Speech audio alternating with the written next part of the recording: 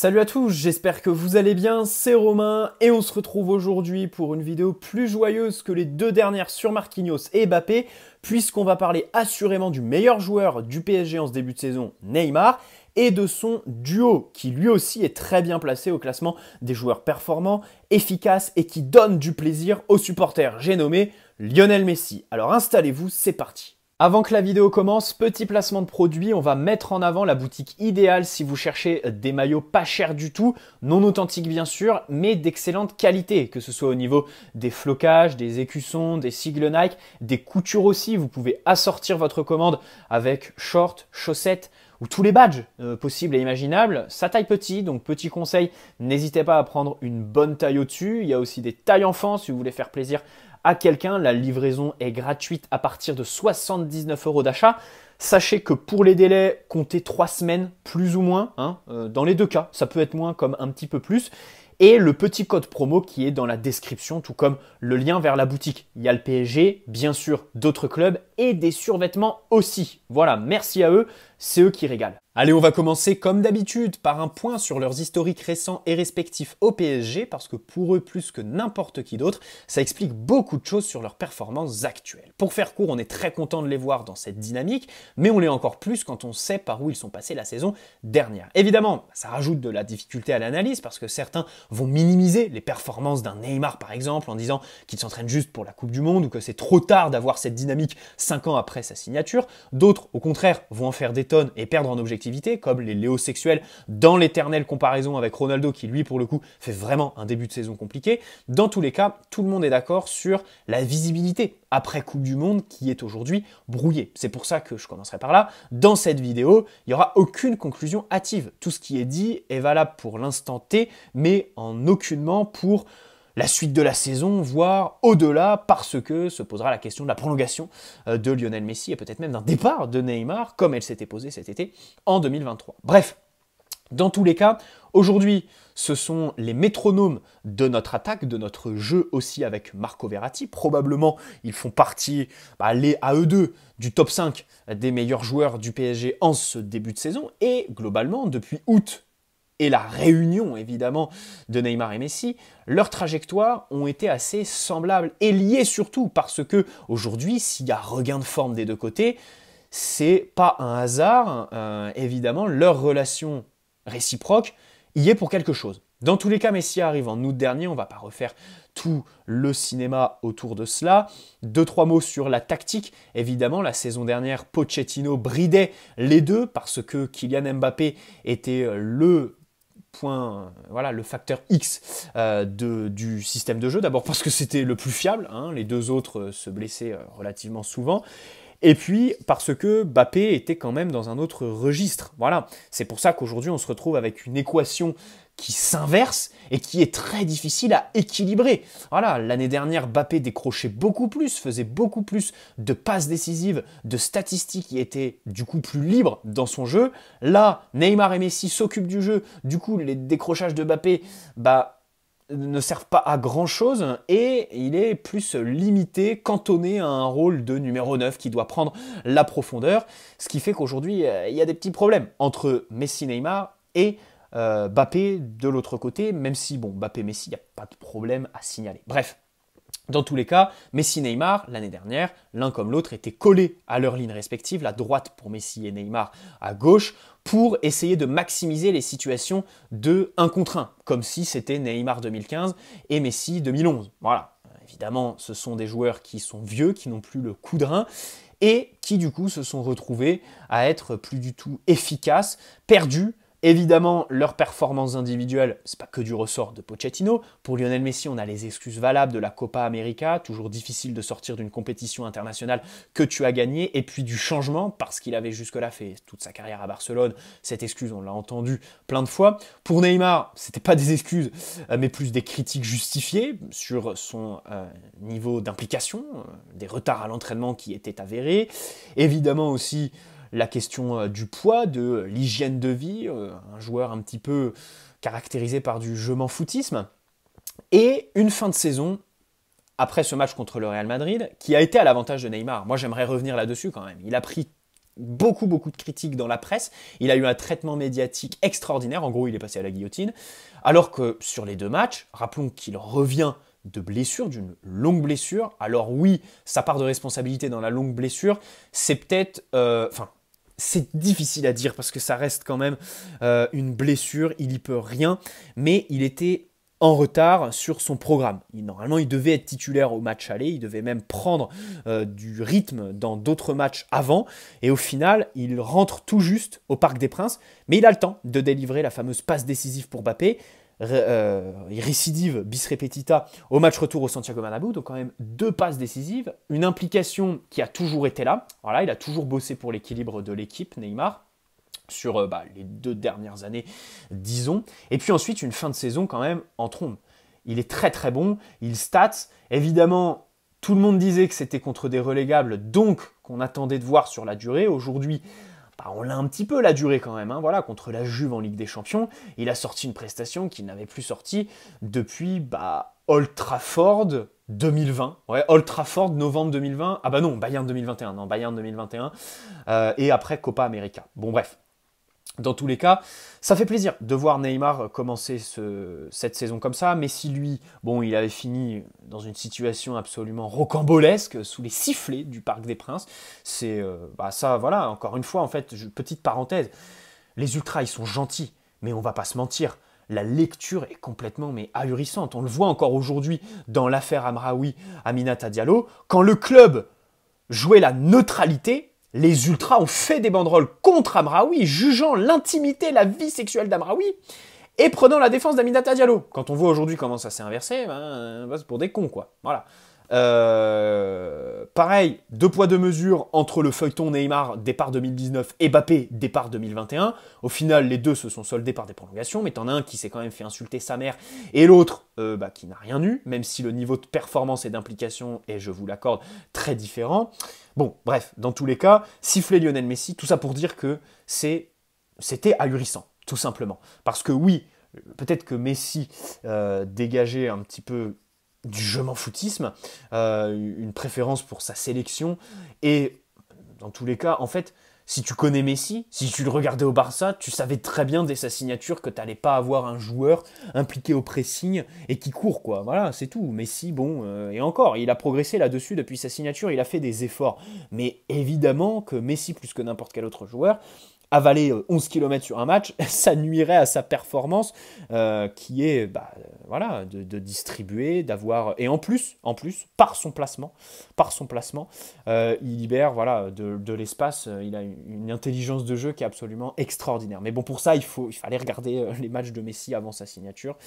Et je suis pas sûr, sincèrement, vu son traitement, et même encore aujourd'hui, franchement, je suis désolé, mais aujourd'hui... Son début de saison est sous-estimé en France, mais comme pas possible. Messi, contre Lyon, il fait un match de haute volée. C'est extraordinaire. Il a des moments complètement hors du temps, en fait, Lionel Messi. Voilà, c'est quelqu'un qui distribue, est le dépositaire de notre jeu. La relation avec Marco Verratti est excellente.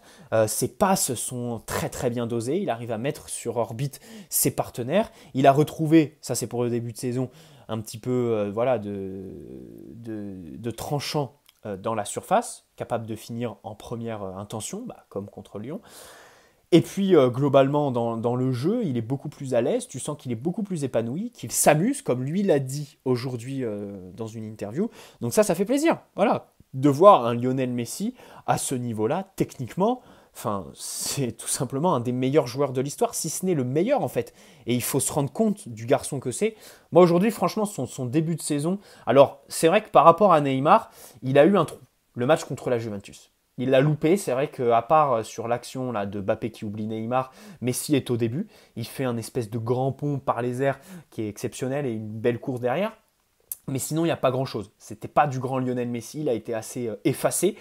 Et en fait, on en revient à la même chose. Quand Mbappé brille, Messi est un petit peu en retrait. Quand Messi brille, comme contre Lyon, Mbappé est en retrait. Voilà, c'est quelque chose qui est absolument vérifiable sur ce début de saison. Donc bref, Messi a eu un trou noir quand Neymar a enchaîné. Neymar cette saison, et tout ça pour... le petit point historique, c'était pour évidemment revenir sur le fait que Neymar n'était pas du tout impliqué, parce qu'il faut le signaler, mais surtout que sa fin de saison dernière, c'était la même dynamique que là. Là, il a simplement confirmé sa fin de saison dernière dans un nouveau rôle et une nouvelle dynamique avec Christophe Galtier. Lui, Neymar, il n'a pas eu de trou noir, tous ses matchs sont bons. Par contre, petit point, bon alors des fois, par exemple contre Lille, on gagne 7-1, mais en première mi-temps, il perd pas mal de ballons, Neymar, qui donne vraiment de vraies gâchettes à l'adversaire.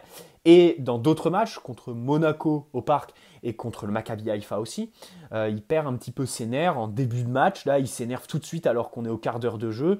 Et on sait très bien que de toute façon, ça c'est du Neymar, il ne changera jamais. Mais c'est dommageable parce que je crois que contre Monaco, il prend un jaune. Après, contre le Maccabi, il prend aussi un jaune, mais c'est en toute fin de match. Et c'est un jaune absolument ahurissant sur la fameuse célébration, voilà, que l'arbitre n'a pas aimé, si on peut le dire ça comme ça. Voilà. Et derrière, il fait ses stories Instagram. Par exemple, là pour le coup, ce carton jaune contre le Maccabi, les stories, ça enflamme la toile, évidemment, quand tu as plus de 200 millions d'abonnés. Mais surtout, l'UEFA, si ils avaient examiné son cas pour essayer d'annuler le carton jaune, mais sans les stories, peut-être qu'ils auraient enlevé, tu vois ce que je veux dire, le carton jaune. Bref, dans tous les cas, Neymar a été en danger pour le mercato. Et moi, personnellement, je croyais plus en Messi qu'en Neymar, au vu de la saison dernière, pour cette saison. Voilà. Donc pour les performances évidemment respectives, Neymar est le prototype du joueur absolument complet. Voilà, c'est du grand football, un artiste, voilà, qui est en plus là fait les efforts pour les partenaires. C'est nouveau, enfin c'est nouveau non, ça fait quand même 1 an et demi qu'il le fait. Il avale quand même 11 km par match. C'est énorme. Et tu as l'impression qu'en fait, c'est le nouveau Di Maria en fait, dans cette équipe. Moi, parfois, quand je le vois redescendre, j'ai l'impression de voir le Di Maria des 2 dernières années avant son départ. Techniquement, il affiche un niveau, une justesse, comme en première mi-temps contre Lyon, fantastique. Il a aussi, et ça c'est la clé, retrouvé eh bien, un petit peu de jus devant le but, parce que ça c'est vraiment quelque chose qu'il avait perdu depuis sa fameuse signature chez Puma. Au final, avec les mêmes chaussures, il réussit cette saison à planter avec n'importe quelle surface du pied. Ça c'est vraiment la grande force de Neymar.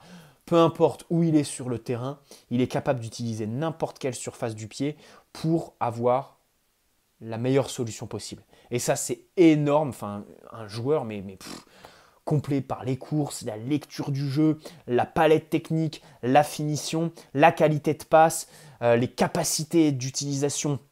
Comme je disais, de toutes les surfaces de son pied, il peut faire des contrôles avec l'extérieur, une passe bien appuyée avec l'intérieur, l'étalonnade, les extensions, bref, c'est n'importe quoi. C'est du délire total en ce début de saison. En plus, il fait partie des joueurs les plus décisifs d'Europe. On espère qu'il va tenir cette cadence en termes de statistiques parce que ça suit vraiment. Contre le Maccabi Haïfa, ça a fait plaisir de le revoir marqué parce que ça faisait quand même 1 an et demi, que c'était pas le cas en Ligue des Champions pour lui, une grosse disette. Et puis pour Lionel Messi, bien évidemment, tu retiens la qualité de passe en fait, comme son match contre Brest, les passes en cloche, les passes en profondeur, aux abords de la surface, il est quand même beaucoup plus présent. Alors oui, à partir de l'heure de jeu, il a bien sûr un petit creux, voilà, que tout le monde voit, comme toute l'équipe en fait. Le PSG aujourd'hui peine à l'heure de jeu et c'est pas pour rien qu'on tombe un petit peu sur Galtier pour son manque de coaching, voilà, tout simplement parce que c'est toute l'équipe, pas que Lionel Messi qui tombe et du coup avec ce manque de coaching, t'as un petit peu moins de fraîcheur. Par exemple, Vitinha contre Lyon rentre et remet un petit peu d'énergie, d'électricité au milieu de terrain et tout de suite Lionel Messi touche plus de ballons. Bref. Les positionnements, bien évidemment, les deux sont plus proches et axiaux que l'année dernière, comme je disais, où ils étaient plus sujets au 1 contre 1. Donc ça fait plaisir, c'est la propriété du système à 3 et une question qui se posera si on repasse à 4 derrière, ce qui voudrait dire 4-3-3 et du coup Messi, Neymar éloignés. Messi évolue plus à droite et en retrait que Neymar, qui lui, comme il court beaucoup plus, est beaucoup plus positionné souvent devant. Messi part vraiment de l'arrière, lui Neymar, oui, il a des situations près de ses défenseurs centraux, mais comme il court beaucoup plus, il arrive à être entre les lignes ou prendre la profondeur, comme sur son but contre Brest. Dans tous les cas, Messi est à droite, donc avec Mbappé, il n'y a pas trop de problème. Avec Neymar, avec Mbappé et Neymar, du coup, il y a cette petite guerre, un petit peu, une guerre des tranchées, voilà, une guerre d'espace pour avoir ce fameux demi-espace gauche, on va dire, au PSG. Voilà, c'est clairement, c'est là où Galtier a un travail monstre en fait. Hein. Je crois que c'est l'enjeu numéro un cette saison parce que en défense centrale, il n'y a pas vraiment d'enjeu. Tu peux pas composer. T'as tellement peu de joueurs qu'en fait, bon, tu fais avec les moyens du bord, quoi. Tu peux pas non plus faire des animations. Si, tu peux travailler tes sorties de balles. Moi je pense que les gros enjeux là, c'est les sorties de balles. Au milieu de terrain, tu veux faire quoi? Tu alignes les deux. C'est le propre de tous les doubles pivots. Il faut couvrir une zone extraordinaire. Bon, bah, tu les poses sur le terrain et puis tu as juste à jeter une pièce et espérer qu'il soit dans un bon soir, qu'il se blesse pas, qu'il soit techniquement très bon et physiquement à l'aise. Les latéraux, oui, tu peux bosser sur leurs utilisations et puis surtout, ce dossier Neymar-Mbappé, voilà, pour moi, c'est vraiment les 3 points tactiques. Je les développerai sûrement dans une autre vidéo. La gestion du cas Neymar-Mbappé sur l'axe gauche, l'utilisation de nos latéraux parce qu'on doit évidemment mettre beaucoup plus de diversité dans nos circuits et les utiliser, et les sorties de balles. Voilà pour moi les 3 points d'amélioration pour Christophe Galtier. Bref, la connexion techniquement c'est incroyable, c'est pur. Neymar, exemple parfait, ne dribble quasi jamais en ce début de saison. Il est revenu aux bases du football, enfin la passe en fait. Et moi je suis quelqu'un qui préfère la passe au dribble. Dites-moi dans les commentaires ce que vous préférez. Je préfère voir une belle passe qui casse les lignes ou un centre, très très beau, plutôt qu'un petit pont ou voilà, un sombrero de Neymar. C'est vraiment extraordinaire, surtout que sa qualité de passe, Neymar, est folle en fait, tout simplement. Pour Neymar, je retiendrai la générosité, travailler à fond pour toute l'équipe, l'équilibre qu'il apporte évidemment, son comportement aussi avec Mbappé, parce que Mbappé il fait des déclarations à tort et à travers, qu'il trahisse évidemment, qu'il trahisse son mécontentement. Mais Neymar, à part le fait qu'il n'ait pas répondu à une question sur Mbappé après un match avec le Brésil, il n'a pas parlé. Il a fait ses vieux likes, ok, si j'oubliais des likes sur Twitter quand même après le match contre Montpellier, ça c'était de la belle gaminerie, on va se l'avouer. Mais sinon, c'est quelqu'un, tu le sens, c'est pas pour rien que Galtier le sort quasi à chaque fois, parce que c'est celui qui, bon déjà, court le plus, voilà, abat le plus d'énergie, et qui donc est le plus fatigué des 3, et qui surtout est politiquement le plus facile à faire sortir, j'ai l'impression. Parce que il bronche pas en fait Neymar. Il bronche pas, et jusqu'à quand ça va durer ça? Jusqu'à quand ça va durer? Parce que s'il continue à avoir cette dynamique, et on respecte Kylian Mbappé, on n'oublie pas tout ce qu'il a fait, on n'oublie surtout pas ce que Neymar a fait, enfin du coup ce qu'il n'a pas fait, à savoir bon, réussir sa finale au Final 8, être présent dans les grands matchs, avoir de vraies dynamiques par le passé. On n'oublie pas tout ça. Mais dans tous les cas, si on se projette, et si on émet l'hypothèse que Neymar, je dis bien émet l'hypothèse, je ne dis pas qu'il va continuer comme ça, mais si on se dit qu'il va continuer sur cette dynamique, qui vous dit qu'à un moment donné, il ne va pas dire, surtout s'il va loin ou gagne la Coupe du Monde avec le Brésil, les gars, c'est en fait moi le patron du projet en fait. Parce que la réalité, c'est que Neymar à ce niveau-là, mais il fracasse Mbappé dans tous les sens du terme. Il marque, il est meilleur avec le ballon plus bas sur le terrain. Entre les lignes, excellent. Le placement est bien meilleur. Dos au but, il est même meilleur que Kylian Mbappé, qui l'année dernière était franchement très très bon dans ce registre-là. Enfin, il est énorme en fait. Il est meilleur que Mbappé partout en fait. Neymar, Messi, faut savoir qu'aujourd'hui en fait, dans cette dynamique, les deux, et ça je crois que les gens l'ont pas très bien compris, je finirai là-dessus, ça va diviser évidemment. Neymar, Messi sont meilleurs que Kylian Mbappé quand ils sont dans cette dynamique en fait. Ils sont énormes, tout simplement extraordinaires. Et je crois que cette année, Messi court plus que Kylian Mbappé, ou alors il engage plus de pressing que Kylian Mbappé. Donc c'est vraiment énorme, tout simplement. Voilà, je finirai juste sur ces faits qui sont pas vraiment, enfin si, ils sont à charge de Kylian Mbappé, mais si ça continue comme ça, attention politiquement à la gestion de tout ça. Dans tous les cas, félicitations à ces deux joueurs.